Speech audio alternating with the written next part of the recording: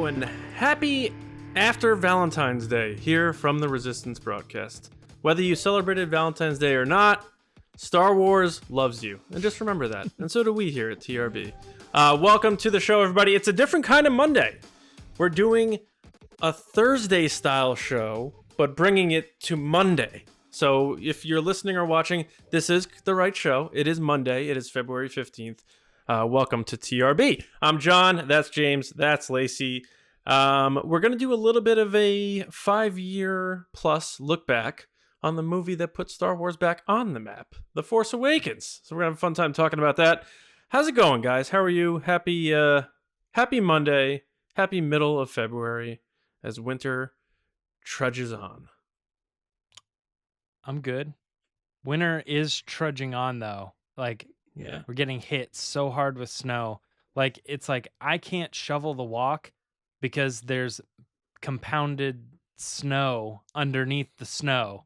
So all I'm doing to shovel is just moving one layer of snow off to walk on hardened snow. It's not fun. Yeah. Yeah, we've been getting hit hard here, too. Yeah, and Probably worse. we're supposed to get more this week, like every day this week. Yeah.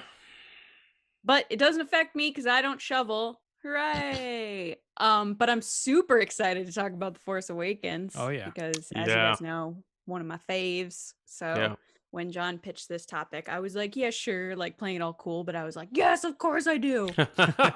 So yeah, it's one of those things that I feel like I thought about it today. I thought about the movie today, and more so the year leading up to it, and I was like, it does feel long enough now where we can like look back on it as one of those period moments in Star Wars. It's not as fresh now that trilogy's done. That movie's been out for half a decade now. Be interesting to look back and bring up what we remember from the whole year leading up to it, the movie itself, all that stuff. So it's gonna be a good time.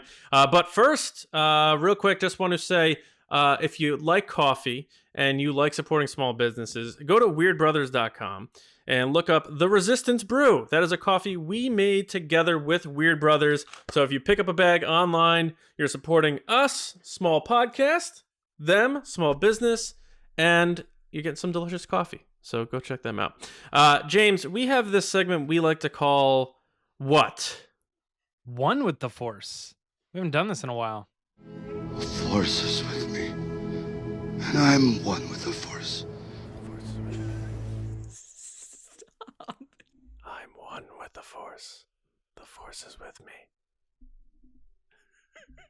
John is excited about One with the Force this week. I know that for a fact. Here's what we're going to be doing. It's been a while since we've done One with the Force, so you might be new to it. It's been a while. But I'm going to read a scenario, and each of us are going to have the opportunity to give one answer. Not an in-between, I'm kind of torn between. It's just one answer. That's all you get. You'll get the idea as we move into the first question here. It's, let's assume Lucasfilm decides to recast Cara Dune. Name one actress that you'd pick to play her. Lacey, you're going first. Who's your one actress? Michelle Rodriguez from Fast and the Furious. I don't think they necessarily look alike. That's not what I'm saying. But I am not in... My feeling is if you find an actress or actor, I know they're all actors now. If you find an actor that will fit the bill, but might not look like the person, I'm okay with that. I'm all over quality over looking like exactly like the person. And a makeup does wonders, wigs and stuff. I just think that she's been really awesome in Fast and the Furious and every other movie she's ever been in. She plays that like tough role. Tough guy, like snarky role. So I feel like she'd play it probably better than Gina did at moments. In season 2, season 1, she was great.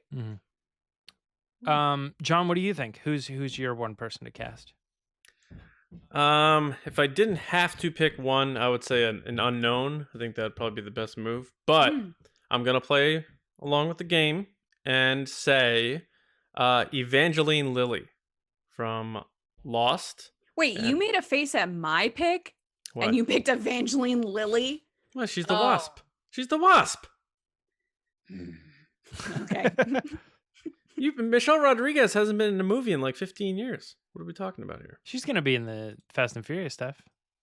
Yeah, she's going to space. In what, like flashbacks? She's dead, right? No, No. they brought her back like in 5. Isn't Michelle Rodriguez like 66 years old? Yeah. No. Yep, that's correct. You're thinking of the right person. By the way, really quick, I didn't answer the obvious answer, which everyone's been pitching, which I love, which is Lucy Lawless. Lucy Lawless, I know everyone's been pitching her, so I don't want people listening being like, well, why didn't you pick that? I would have picked that, but I just didn't want to go with the obvious one that everybody's saying. Okay. Michelle Rodriguez is a good pick for like 2001, I think. But oh my God. How much money did Ant-Man make compared to the Fast and the Furious franchise? oh, because they were like, I gotta go see that Michelle Rodriguez movie. Michelle Rodriguez could take Evangeline Lilly, no problem. I don't think so. Especially if she's in her wasp gear. Forget about it. Okay. Go ahead, James. What's your pick? It was gonna be Lucy Lawless because you guys weren't saying it. Oh, you can say that. Go ahead. You can say that. I Go agree ahead. with it. Yeah. No, I mean there isn't anything more to it.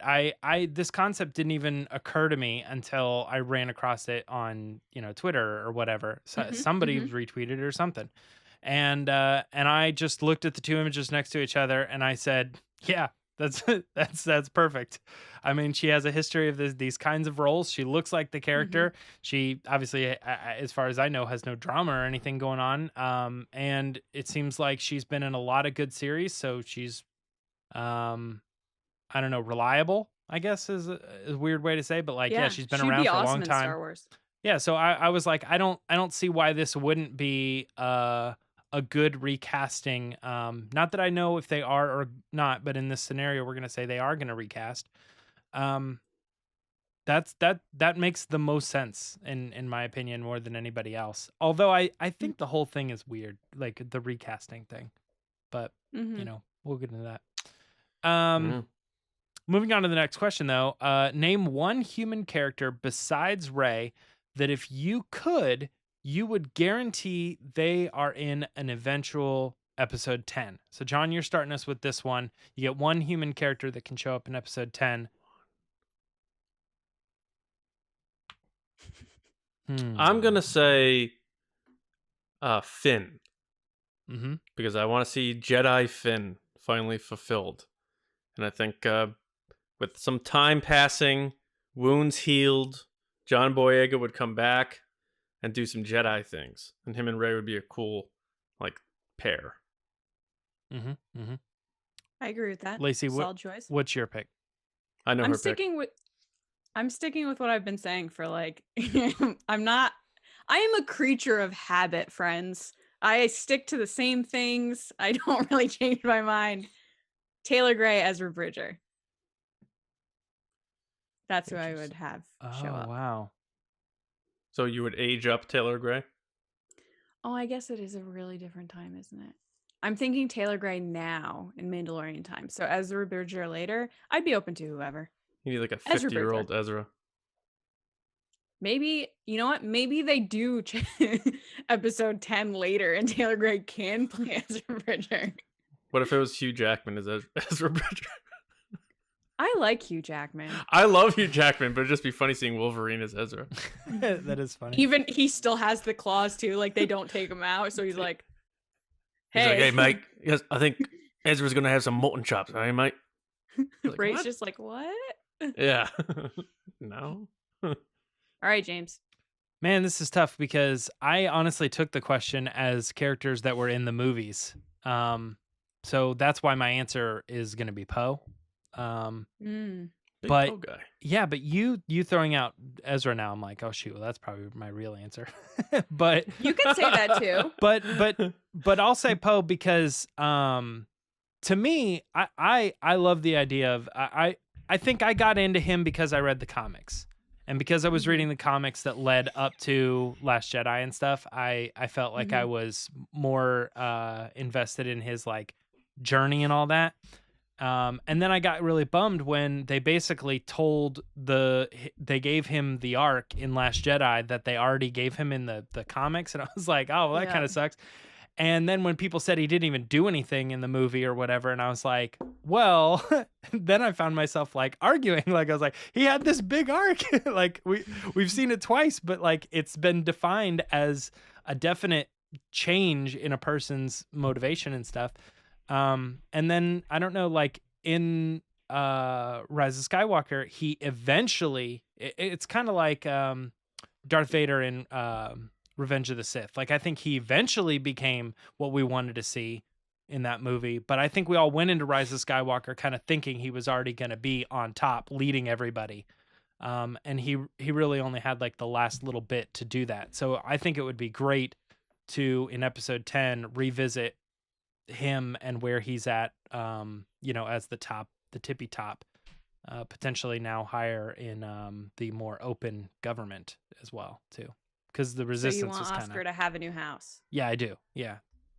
Two houses, maybe. I don't know. All right, let's move on to the next one. You can take and keep any lightsaber in the history of Star Wars franchise. Whose saber do you take? And keep in mind, you don't have to return it because in this situation, that lightsaber, it calls to you. So it's now yours. Why did you add that part? You don't have to return it. Isn't that kind of assumed from the question? Well, because like people like there's this whole like possessive nature of lightsabers now where if we just answered this, someone in the comments would be like, well, people have to make their own lightsaber, and just like let's just put let me just add text to the question. You don't have to return it. Whoa. Yeah. Lacey, you're first on this. What do you think? John, what do you think I'm gonna say? The Rey yellow stupid Nope. lightsaber. Yeah, I figured. Anakin, Luke, Rey's blue lightsaber. I think the idea that so many people have, fought with that and held on to it for a period of time, it would just, the amount of history that goes with it, I would dig it back up. So if I could have one human character in episode 10, it would be Lacey. And she's the one who takes on the mantle, takes the lightsaber. Oh, I was like, wait, what? How? It is me. Spoiler alert, I'm involved. Yep, that's a good answer. John, what would be your lightsaber of choice? Probably Obi-Wan Kenobi's from A New Hope era. Because I like Luke's lightsaber, but Obi-Wan has the same exact lightsaber, just with the black all around the handle. And I don't know if I'd switch out the blade with green or stick with his blue, but Obi-Wan's saber is... Oh, you can change the color now? I just Don's decided pimping out his lightsaber. He's like, I'm going to add some LED lighting on the bottom. I love it. James is bringing out the lightsaber book to see, is it the same? No, I'm trying to remember. Little does James know that I know everything about props, and I know that they used the exact same prop and repainted it and repurposed it for Luke's lightsaber. That's not what 6. I'm doing, John. John thinks he knows. No, actually, my thing was deciding between a couple of them. I just wanted to take another look at it. I think I'm gonna go with Obi-Wan Kenobi's, but from Phantom Menace. Oh. Yep. I was watching Phantom Menace the other day, and I saw that lightsaber, and I was like, or maybe it was Qui-Gon's. One of them has a real funky one with the black, like, shing, shing, shing, shing, shing, like, detail on it, the grip. The what? I bet it's Qui-Gon's. So there are 3 that I went through and I looked at, and I was like, if I was making a lightsaber, I would want it to ideally kind of look like this. Like, I think as far as like me holding it and feel comfortable with it. And it was Obi-Wan's, Qui-Gon's, and Depa Billabba's. And I think out of those 3, I'd probably go Obi-Wan's original. But I would want a purple, if that's possible, John's changing the colors. How dare you guys change lightsaber colors? How dare you? I mean, people do it all the time. Although they don't really change the colors of the actual saber themselves. They actually bleed the crystals. Yeah. Get your focusing crystal and you got your crystal, then your focusing crystal. All right. Last one up on One with the Force this week is, let's pretend that you found an old time machine that has 3 buttons in it. John's having real fun this week. Yeah. Okay. So the 3 the buttons will take you to 3 specific time and places in space-time. They are the set of Star Wars in 1976, the set of The Phantom Menace in 1997, or The Force Awakens in 2014. So which one do you choose? John, you're going first. I actually think I would visit the Phantom Menace set. All right. And I didn't. I actually surprised myself with that because I would always think I would want to go check out a time before I existed. It's for time travel. But being on the set for the Phantom Menace just would be so interesting because I feel like it's like the center hub connecting all the trilogies. You still have George, but you have like a lot of the new people who are now still working on it today. And the sets they actually did build for the Phantom Menace are pretty awesome. And I think it'd be cool seeing like that era being filmed. So yeah, I'm gonna go with Phantom Menace. All right, Lacey, what are you picking? I'm gonna go with The Force Awakens. All right. Because it's one of my favorite movies and it would be super fun. And the technology that they had in 2014, I feel is more significant than the technology in the other 2 periods. And I would like to see what they did now compared to back then. Mm-hmm. Especially like BB-8 up close and stuff. It's just like would be wild. Yeah. Nice. I have a hard time picking between 2 of them, and the one that I wouldn't go to is The Force Awakens. That's fine. I think the reason I wouldn't go Force Awakens is because the other 2 have a very specific like, oh, they don't even know, kind of feel to it. And what? Wait, what? What do you mean? I'll get there in a second. And when they were doing Force Awakens, they knew exactly that this was a big deal, right? The reason the other 2 are they didn't even know is because obviously nobody knew what Star Wars was going to be when they were filming the original one.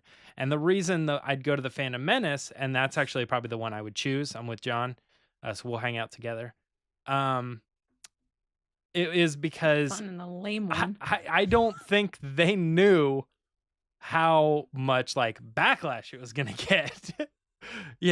So I would sit there and I'd watch it, and they're like, I would just be fascinated at watching them be like, oh, let's have, these characters say these lines and stuff. And I'm like, I just think I would get such a big so kick out of that. basically you want to go back to the Phantom Menace for the drama of being like, I know what's about to happen. I don't know that it's the same drama as like anytime when you get like go back and you're like, oh, people don't even know how big of an event this is going to be. And I'm seeing it when it's just people, or whatever. But like in this particular case, they were like, this is going to be the best thing ever. And it's kind of like, imagine. Yeah, I would love to see the mistakes being made and kind of like how it all just kind of came together. I think that would be so fascinating. Although the real truth is we would get there and then someone would be like, hey, who are you? And then we'd just be outside. Yeah. Imagine if when they were filming it, like Ahmed Best was so cocky and arrogant because they thought they created like the greatest character ever. 100%. And he's just like finishing a take of stepping in bantha crap. And he's like, yeah, I nailed that. He's got like assistants handing him drinks, and he's just like has a robe and stuff. That's so much more fun than looking at like Carrie and Mark being like, oh, this isn't going to be anything. It's like, yeah, I think that's how most people kind of assumed it would be. But like, they're like going to Phantom Menace, I think that would just be a blast. They're like, you're the new Chewbacca, all the kids, and everyone's going to love you. This is going to be amazing. You're going to be a superstar. He's like, yeah. Yeah. Or like looking at Anakin and Padme as they're delivering their lines back and forth, and they're like, got it, one take, that was it. And it's like, and then you're like, maybe you should do a couple more. Oh, I think the lighting was off, guys. Maybe you should try one more. like trying to whisper in people's ears. Yeah. I don't think I would want to change it, but no. Yeah. That is it for One with the Force. That was a good one. Good one to end on. Lacey, what do we got this week for pod races? All right, guys, it's time for the Patreon pod race.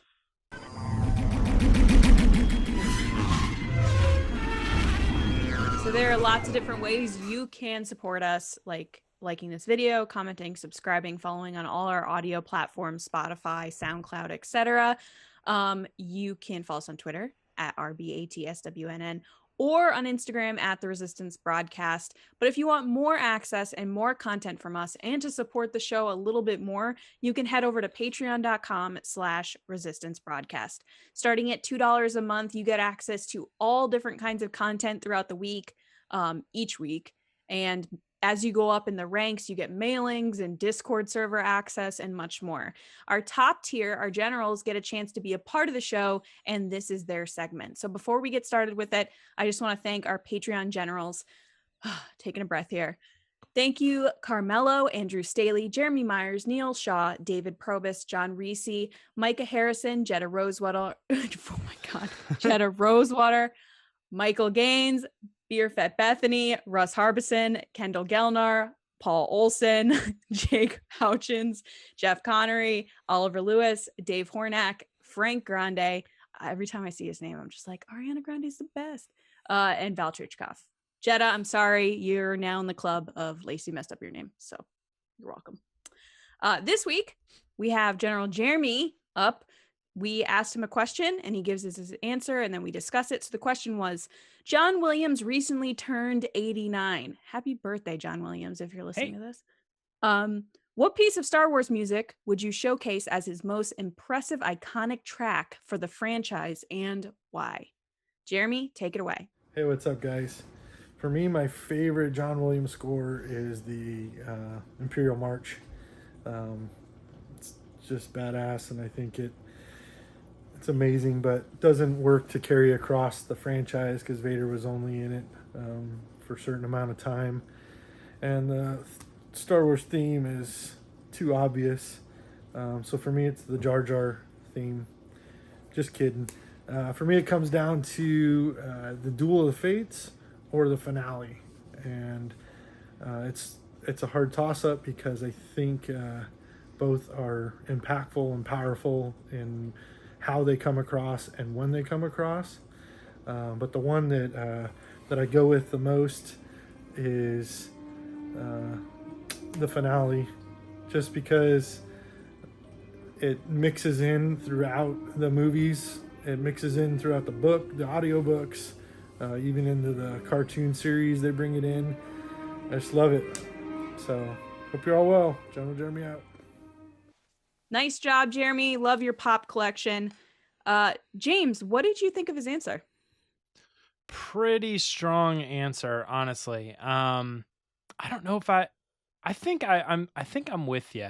For some reason, like as much as the main theme and the sunsets and stuff, when I think of like a song from the original Star Wars that like always sticks out to me, that it is that finale. And there's something about just the way it moves into the last song and everything. And I don't know.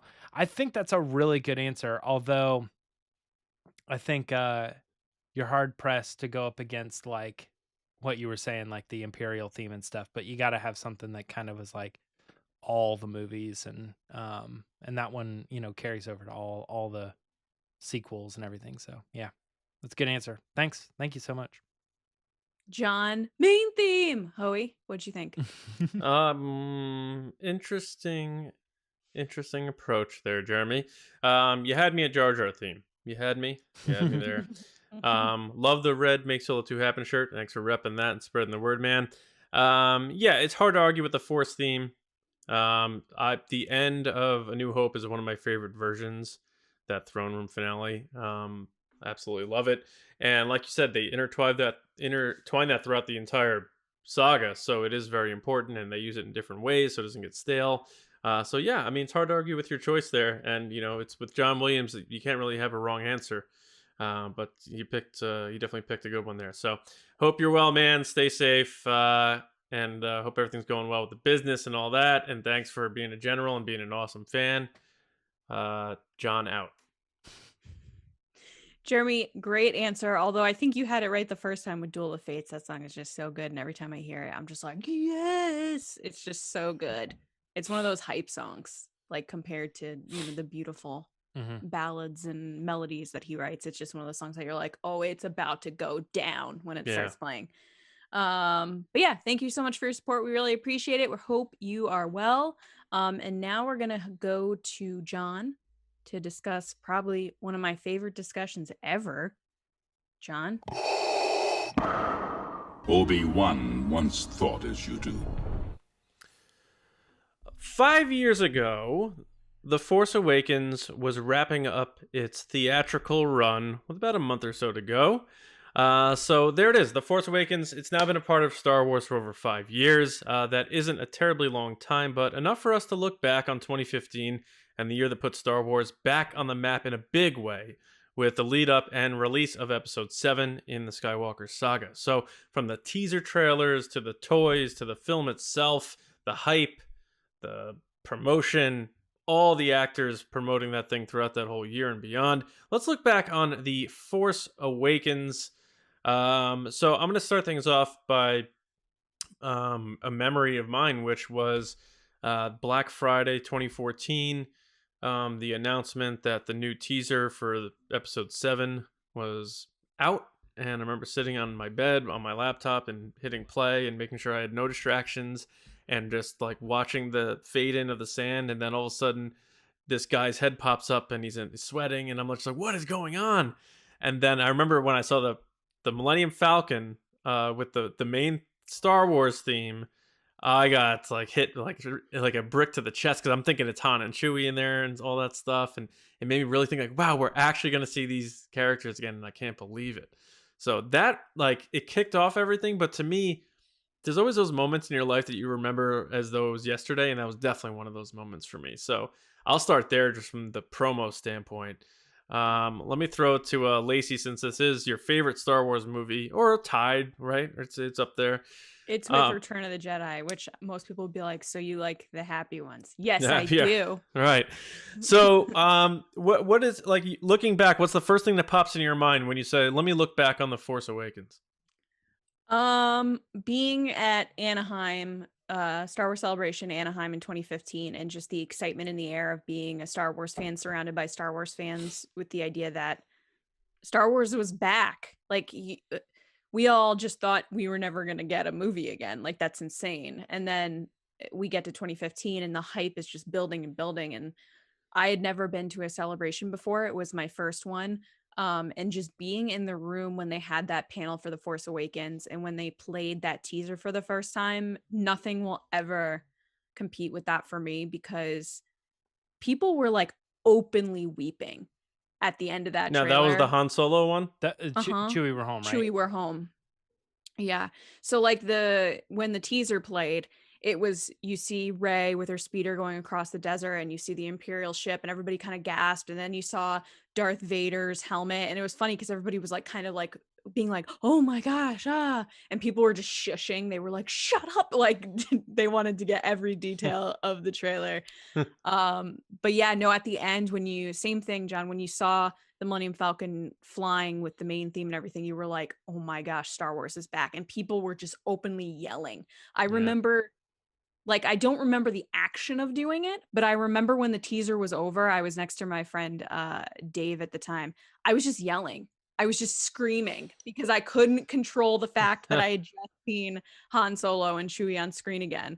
And the way they cut it, obviously they cut it right after that like flip move she does that you're like, oh my gosh, it's Han again. And it's not, but that's fine. Yeah, right. But yeah, no, when the lights came up, they let the audience sit with it for about 15-20 seconds before they played it a second time. And I remember turning around because I was doing social at the time, so I was filming the room, which I still have the recording. It's like one of the my favorite things to go back and rewatch. People were on their feet, cheering, screaming. You see grown men crying, like people hugging. It was this pure excitement. Everyone was on the same page of excitement and love and just pure hope of Star Wars is back for us and we can't wait to see what happens next. Yeah. And I think that kind of sweet summer child energy of like not knowing what eventually was coming down the road of people having different feelings about things, but it's kind of like the feeling we all got from The Mandalorian recently. It's like everyone was so excited for this thing to come back. It didn't matter what type of fan you are or what you really loved, if you like the prequels or the original or whatever. Everyone was so, so excited. Yeah. And I think that's probably one of the reasons it plays into my love for The Force Awakens, because I just have such a positive experience with it. From that to seeing it in the movie theater and seeing Rey grab the lightsaber for the first time, which like changed my life in a way, because I'd never seen that as a Star Wars fan. A woman grabbing a lightsaber like that and being the hero and the Jedi. But also ultimately it changed my life because it led me to you guys and led me here. So it's just kind of nuts that movie has led me on this course of awesomeness. Yeah, absolutely. Well put. James, you're what when you thought about this, when you saw the topic, what stood out to you looking back 5 years ago for you? Well, I hate to copy what you guys are saying, but the trailers. Yeah. I think what's interesting to me about the trailers is that if I try to remember where I was for other Star Wars trailers, I can maybe put together some of them, but I know where I was for all three of these. That's a good point. Yeah, me too. Because the first one was the Black Friday one, and I was working retail, Guitar Center, and it was Black Friday, and it was crazy. But like me and a friend, we were just like, hey, let's go over to my house. We can watch that Star Wars thing. We'll grab a sandwich, and then we'll be able to come back. And I remember like watching it in his kitchen, like on his like family computer or whatever, just sitting like right in front of the screen, The other one, coincidentally, was also at Guitar Center. I like took a break and I went into the break room and I was like leaning up against the wall and watching it on my phone. Cause like, I know it seems weird to say, but like, I don't think I was still there. Like that this was going to be like huge, or like a big deal. I was excited for it, but it was the same as watching a movie trailer for like Avengers or something. I was like, oh, I'm just going to watch this on my phone. And like I watched it one time and I went into like the office to talk to one of my coworkers who like doesn't know anything about Star Wars. I'm like, okay, I just got to talk to you about this. I was like, it was incredible. Which to this day, I still think that's the best trailer they've ever cut. And I think the reason that is not from a actual artistic point of view. I think fully it's the hype and the excitement that is just washing over, any imperfections of that trailer.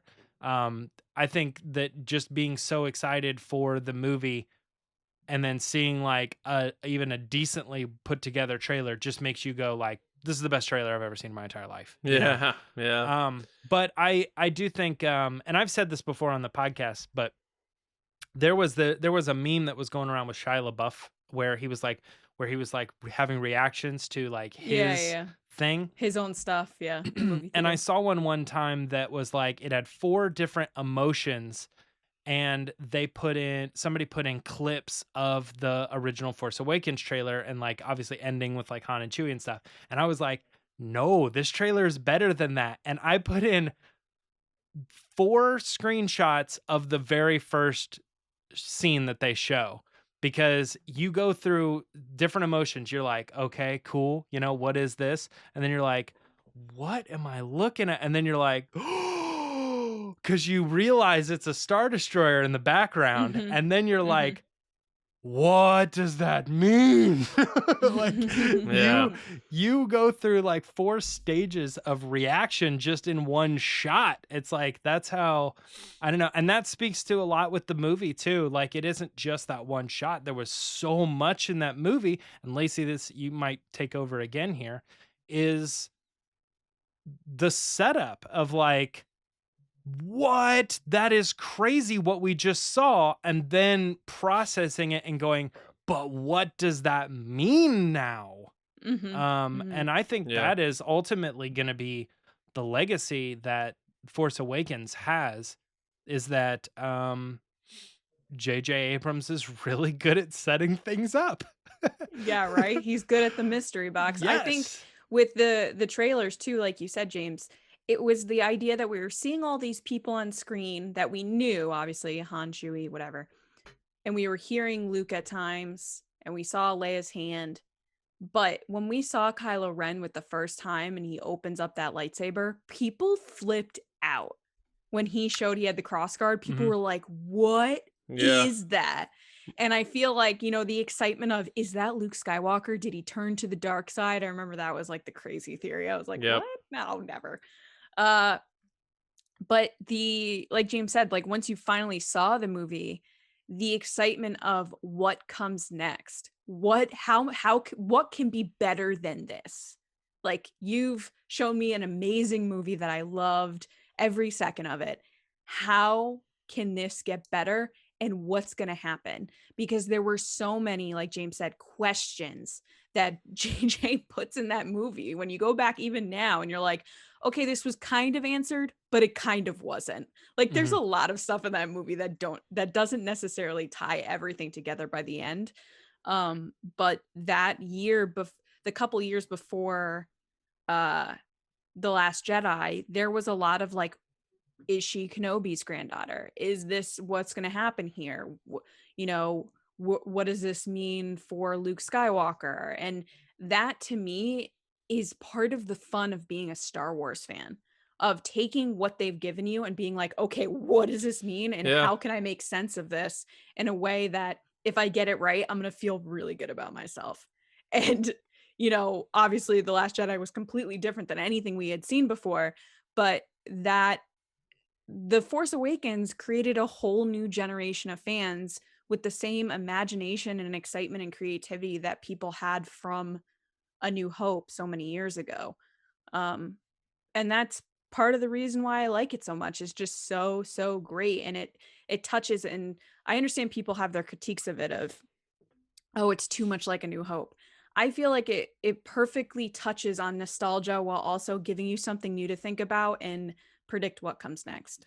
Which I'll throw in there too, just that thing about the New Hope thing is, don't forget that, okay, maybe this is the fault of someone higher up, but I really feel like Disney came in and they said, you have two things to do. You need to start a new journey, and you also need to reboot Star Wars. It needs to be very similar to A New Hope. And I think, and then JJ, they were like, you need to finish this up and wrap up Star Wars. JJ's like, what? Yeah. But I think that when given that task of it's got to do these two things, it's amazing that it wasn't more like A New Hope. And right. I think that he did a really good job of being like, oh, I did exactly what you asked for. I leaned this way though, and I put in those things that really are going to be familiar and really going to tie you back, and it's a similar type of a story, but I don't think he like leaned so heavily on nostalgia that it was basically like a remake. Well, in his interviews about the writing process, whatever they took from Michael Arndt was some loose framework and maybe exposition sort of thing, and stuff they had in place for what type of characters they wanted. But then he basically said, like, him and Lawrence Kasdan, when he came on board, just kind of reset, and they would go on like walks together and just like make decisions on what makes us feel good, what makes us feel good. And they kept like using that theme, like what would make this scene better, and like what makes us feel good about this scene. If we're not pulling ourselves towards it, let's get rid of it. And they kept sort of doing that, and they would just like go on these walks and have these conversations where there was no like directive, like, all right, this is the scene, we need to write this scene. It was just kind of like they let things come to them. And I mean, who better than Lawrence Kasdan and JJ, who creates that setup and the mystery box thing, but also having Lawrence Kasdan, who like just has his finger on the pulse of how to write these characters and how to write Star Wars. And it was just like this perfect marriage of how to create this awesomeness of a story for The Force Awakens. So I mean, I don't want to dive into the other two movies, but it would have been cooler if Kasdan at least stuck around, did a little more work on them. But I remember 2015 just being a feel good, and thereafter, like, because what happened with The Last Jedi, what fractured people, regardless of how you feel about that movie. So the 2015, right, because Rogue One everyone came was right after The Force Awakens, right? And people are still riding that high. Not that it's not a good movie. I love Rogue One; it's amazing. But people were riding the high. Rogue One was not divisive. Yeah, Right. So it was still like one of those things where I might look at that a little bit differently. I might look like Rogue One was great as well. It wasn't so much that they were riding the high of Force Awakens, but they were riding that I think high. casual That movie was fans went right, but I think casual fans went into the Rogue One after they loved the Force Awakens. Yeah. I mean, that's like with anything. If you have and then loved it after they saw it and were like, oh, this movie's amazing. But I think that initial going to see it did come off of the overwhelming success of the Force Awakens. That's a natural thing. I don't know though, because then you're going into The Last Jedi thinking that Rogue One was okay or something. No. That they loved Rogue One too, and then they're going into The Last Jedi being like, they can't miss. Force Awakens and Rogue One were so amazing. They can't do anything wrong. Yeah. But let's pull it back to The Force Awakens, because this conversation's not about The Last Jedi or Rogue One. It's one of those movies that I think is going to be a go-to for people, because I think it has supreme rewatchability as well. It moves a lot, and there's a lot of different little paths it takes you on to not make it redundant or feel boring. Like, there's the first slab of Force Awakens, there's the second slab, and there's the third slab. It's just, there's a lot of stuff, and it takes you on this awesome adventure. And I think that really packs a punch with supreme rewatchability. And it still carries that freshness vibe with it that I felt when it first came back in 2015. And when you watch The Force Awakens, no baggage attached to it. It's the starting point, but it's also a reunion. It perpetually carries good vibes with it to this day. And I think that's something that will be its legacy. And I mean, of the amazing. Disney era, The Force Awakens is obviously my favorite, and I rewatch it all the time. It's my go-to. But followed with Solo, the reason those two are my go-tos is, like you said, John, it's just so easy to watch beginning, middle, end. It leaves you with a good feeling. It's so well written because of Lawrence Kasdan. And it's just this movie that there's no thought that goes through my mind when watching The Force Awakens of, oh, do you remember when this happened? Or, oh yeah, I remember this person didn't like this. Or there's nothing in my head of someone didn't like blank. Or, oh, this actor wasn't happy about this scene. Like, everybody was just so excited to be back doing Star Wars that I think from top to bottom, it was just, there were no, like you said, baggage that went with The Force Awakens. Even with the actors, watching the trailers and stuff. So like to this day, like seeing Robert Downey Jr. in an interview talking about Marvel, he's still so proud to have been involved with it, and he still considers himself a part of the Marvel family and the who knows, maybe one day thing. They're trying to bring him back, He's still all about that. He is Tony Stark, he's Iron Man, and that's Robert Downey Jr., man. Like, dude's a big star, and I know Iron Man brought him back, so he maybe owes it to that, but he's an iconic star. It's doing that.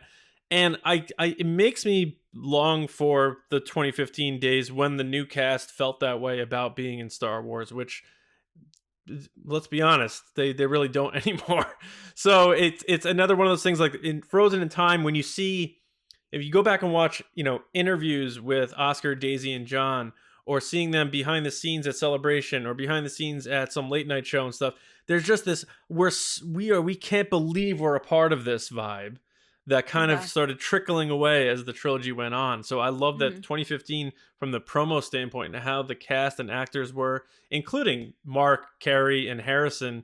Harrison Ford went full all back in with it too. He did all the promo stuff. He could have just done his spot and did his Harrison Ford thing and just left, but he was all in the mix with all the promo stuff, all the games, all the behind the scenes stuff. He was all in on it, and it was just especially after they dropped a door on him. They almost killed him. Yeah. So you had the original cast, the new cast, and everybody pulling in the same direction behind JJ. And I just think that because of those vibes, we got that on screen, and they captured those vibes in their final product.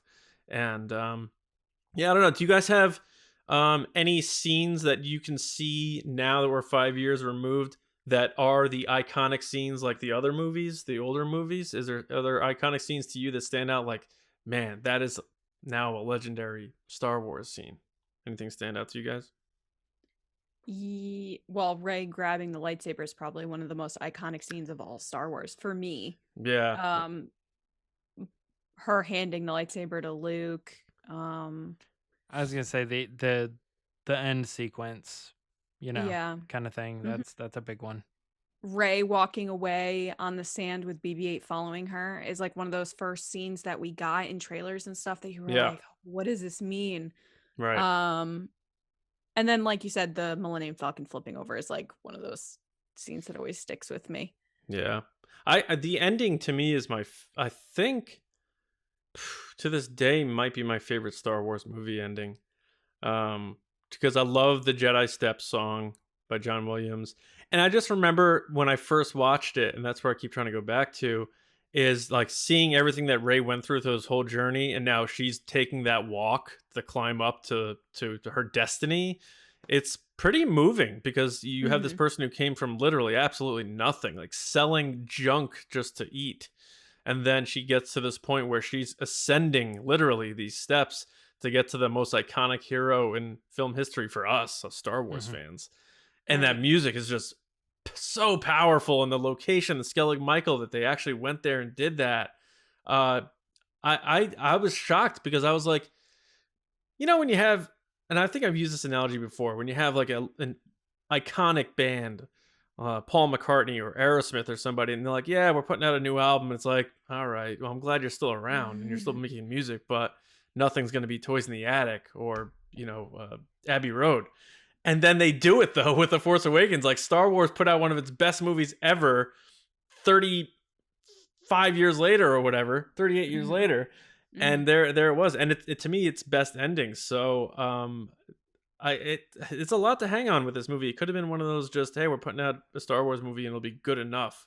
But I think this one really holds up towards the top. Iconic scenes, too. The death of Han Solo, I think, is a big one. Yes. Still rough.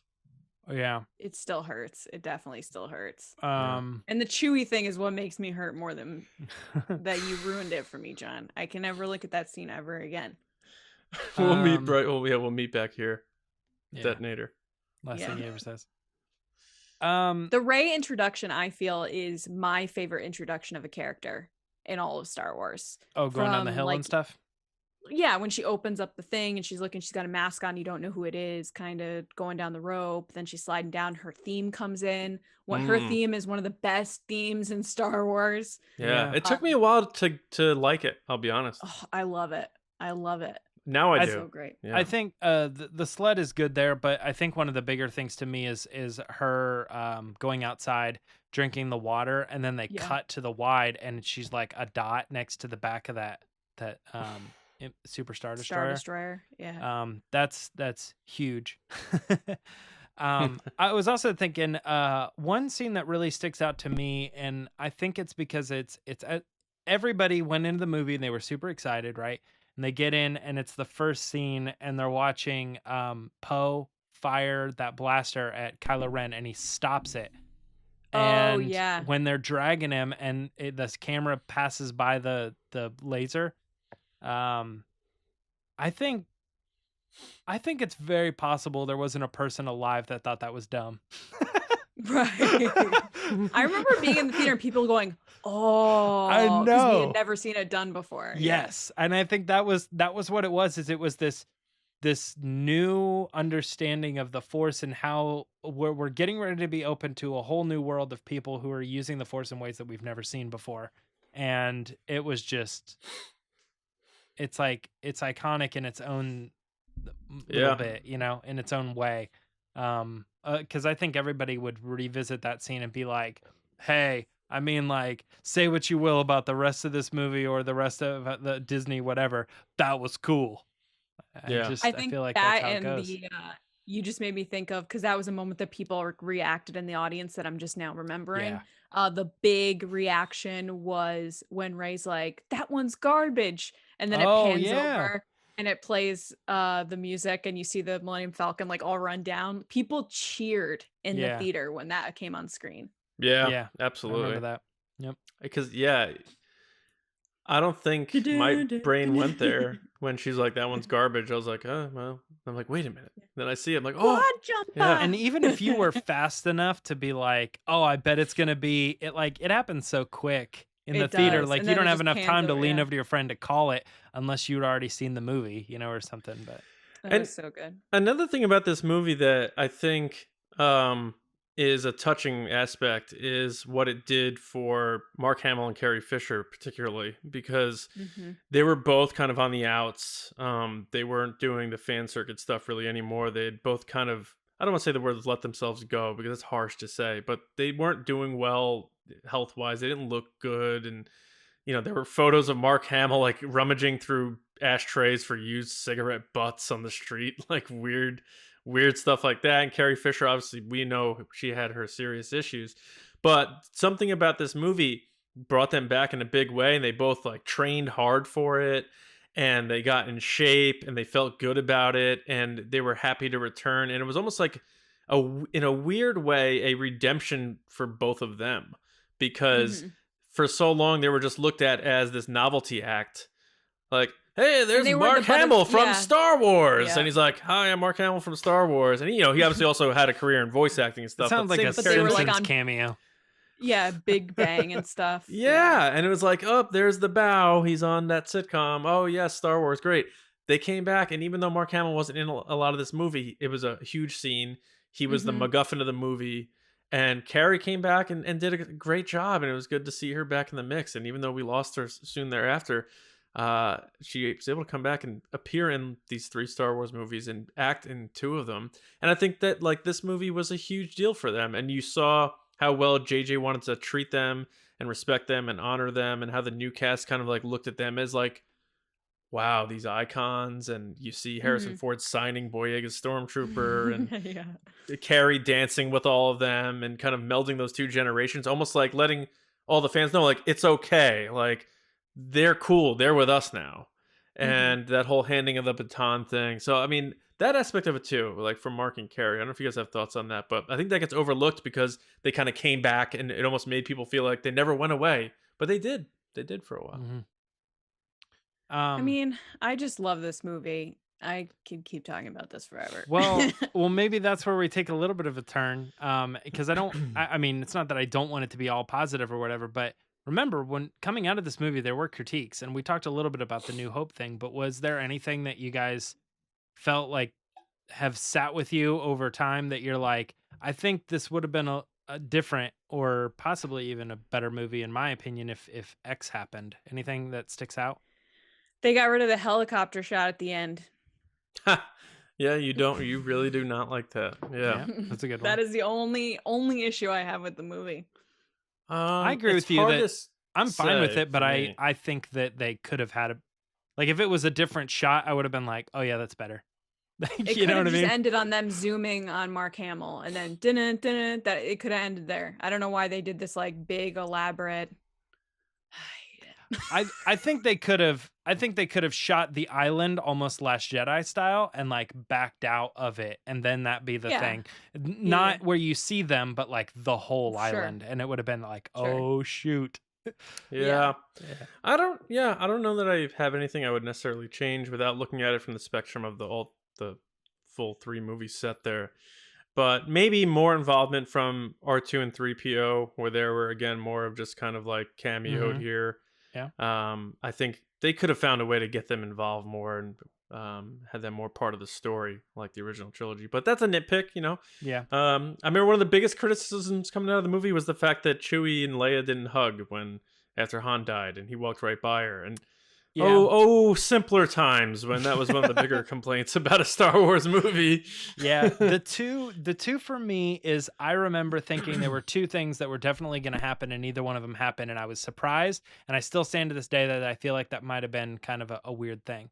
The first one was that Captain Phasma never took off her helmet, and that has become part of her character now, but I feel like it was kind of a mistake. I feel like one of the criticisms of the movie was underutilization of the character, and I was kind of defensive of it at the time. I was like, yeah, but not every character is like a full-fledged thing or anything like that. But I do think like even if you had all the exact same scenes, you could have maybe changed a couple lines. You could have maybe, just handled it just slightly differently, in which case it would have changed our perception of that character because, I mean, it's not a Last Jedi thing either, but like once we got into Last Jedi, we're like, all right, now it's gonna get crazy, and it still didn't get crazy. Right. We were hoping that Force Awakens was just the setup, but it turns out that it's like that's kind of the prime of that character in a way, and so it feels kind of like I wish we would have gotten a little bit more going on there, especially with the helmet. Like you have this actress who's great and everybody loves her, let her take her helmet off. The only other thing is I was very certain Starkiller Base was not going to get blown up, and then it was going to be a continual threat through the trilogy. I thought they learned their lessons from the first 2 movies. We blew up the first Death Star, and that's fair. They brought in the third one, and in both movies so far, they were like, "Oh, there's Death Star. Better go blow it up," and they just go in and blow it up. And I thought, nah, man, this is different. It's a planet. It's a big crazy thing. And they're going to draw this thing out. And the fact that they blew it up at the end, I was like, okay. But I'm kind of bummed because I wanted it to be a legitimate threat. I almost wanted like that to be Exegol. Like when they finally, the final movie, they have to go there, they have to land there, they're fighting it, and then that whole thing explodes and it's this big crazy thing. But it didn't happen, and they just kind of blew it up in the first movie, and that was it. Starkiller Base, boom, done. You know how you get really defensive of Rogue One, James? I'm feeling that right now. The boiling rage I'm feeling as you critique this movie. Yeah, and I mean that's the thing is like I'm very much like The Force Awakens is great. In fact, it's like one of my favorites. Of course, I'm just joking because I know that you're like, well, the reason they did this is, and like in my head I'm like arguing you, but I'm like trying to be polite and listen to your viewpoint. Well, I mean, we're up against time, and I feel like we just scratched the surface on this thing, but it's definitely one of those movies I can't wait till my son and my daughter, when she's old enough, both of them are old enough where I can show this to them. I'm going to show them the original trilogy first. I'm going to wait 16 years, show them the prequel trilogy, and then I'm going to wait 30 years and show them the sequel trilogy. So they feel it the exact same way that we all did. But no, it's a great movie. We'll have to revisit it because I feel like we just started talking about it, but we are up on time. So you're going to show them... More to do here. You're going to show them The Force Awakens 42 years from now. Yes. Yeah, I'll be on my deathbed, like... This is a movie called The Force Awakens. Check it out. They're like, we know, we watched it like 40 years ago. All right, so now let us know your memories about The Force Awakens in the comments, of course, and if you retweet this episode, quote tweet with something about TFA. But now we're going to send it to hear from you and your tweets in Resistance Transmissions. All right, guys, it's time for Resistance Transmissions. So the way that this works is every week John puts up a crazy, wacky situation, and you guys give your answers. So this week we had Maz Kanata is holding the grand reopening of a rebuilt Maz's castle. Oh, that would be so exciting. What is something new or different about her cantina or restaurant? Be clever and have fun. It can be people, the look, menu items, anything. All I think about is Biodome anytime someone says anything. When they're shaving the dog. That's what I think of Anchorman, where she goes, anything on the teleprompter, anything. I think of the movie Say Anything with John Cusack. Really? Well, that's lame. It's pretty lame. In your eyes, right. in your eyes, it's lame. All right. I am ignoring that. First up is Adam Odell at Odell Adam. Hey, Adam. Peter Adam Gabriel said, reference. I got it. I was moving on. Adam said, there is no rebuild of Maz's castle because no lender is giving her a loan now since she is insurable given her recent history. Oh, uninsurable. Uninsurable. I don't know why, man. That thing was up for 1,000 years. Yeah, it's pretty good. Pretty good track record for running a business. Yeah. Next is Mark Newbold. Hey, Mark at prefect_timing. Mark said, a soda machine that sells Diet Mountain Zuvio and Snow-Coca-Cola. Well done. Next is Rez at Real Rez Lou Dub. Rez, what's up, Rez? Said, everything is the same, but Chewie gets the whole upstairs. I wonder what for. Well, he probably needs somewhere to live now that basically everyone he knows is dead. Yeah. Okay, next is Neel. Yeah, at Neel Shah. Hey, Neel. Neel said, the booth where Han Solo and Chewie sat when they took a pit stop on their way to see Jabba for a job in Solo 2. You know the scene I'm talking about. Hashtag make Solo 2 happen. Keep saying it, my man. Keep spreading that word. Mm-hmm. Next is Mark at the kind of Awakens at _kind_awakens. Mark said, Maz's new program motivates Jedi to read by rewarding their reading accomplishments with praise, recognitions, and pizza. If you read one of the sacred Jedi texts, Maz will give you a free personal pan pizza. It's that easy. Wow. And he has an image of a pizza with book it. That looks like one of those Pizza Hut personal. It is. It has a Pizza Hut logo on it. Because that was a thing, a real thing. Yeah. Next is Jeremie G at Roxy Peanut. Hey, Jamie. Jamie said, Maz started the Chewy Challenge. 1 hour to eat a 2-pound Bantha burger. Winner gets a t-shirt, certificate, and their name on the wall of fame. So far, the only one to finish the challenge under time has been Babu Frick. Wow. A 2-pound Bantha burger. That's physically impossible. Come on. Next is Trevor at Spin Up the FTL. Hey, Trevor. Trevor said she'll definitely install an air defense system. That would be smart. Yeah, practical. Yeah. Next is Joey Sack at Joey Sack. Hey, Joey. Joey said she put in a Starbucks where she used to keep the Skywalker lightsaber. Why? A good question for another time. Winking face with tongue. Hashtag resistance transmit. That immediately takes me to Austin Powers too. I love that whole they invested in Starbucks thing. Oh yeah. And they all have coffee. They're talking about ways to take over the world, and he's kind of like alluding kind of in a way we sort of have. We put a lot of money in Starbucks. That wasn't part 3? That was part 2? That was 2, yeah. I think. Pretty sure. I gotta rewatch that one. Yeah, because that's the one where he went from Oh no! All right, was that one? Next is Stina is a shiny special one at Stina Pag, and she wrote foosball. That's Stina, it. Stina plays it simple. That's all. All she needs is a foosball table, and she's good. And last but not least is Andrew Staley at Deuce_Staley. Hey Andrew, how's it going? Andrew wrote new menu item in honor of Han. Solo kebabs. Oh no. Oh your favorite meat speared right through the middle and cooked to perfection. Oh. So good you'll fall over sideways. Andrew Staley bringing the spice in 2021, the year of our Lord. Holy cow. Guys, if you want to be on the show, make sure to follow us on Twitter at RBATSWNN and look for the situation. Back to you, John. Thanks, everybody, for listening and watching. Make sure you do subscribe to the show on your preferred audio platform or right here on YouTube. Tell a friend about it. If you know someone who likes Star Wars, they may not know about Star Wars podcasts, so share us with them. That's how we grow. We appreciate it very much. Go to StarWarsNewsNet.com for all of your Star Wars news, reviews, editorials, information, and more. This Thursday, we have a special episode for you. You probably heard us announce it for last week, but we had some delays. So we are going to be putting out an episode with Hal Hickel, the animation director of ILM. We had an amazing conversation with Hal, so we look forward to sharing that with you. Can't wait to get that out to you.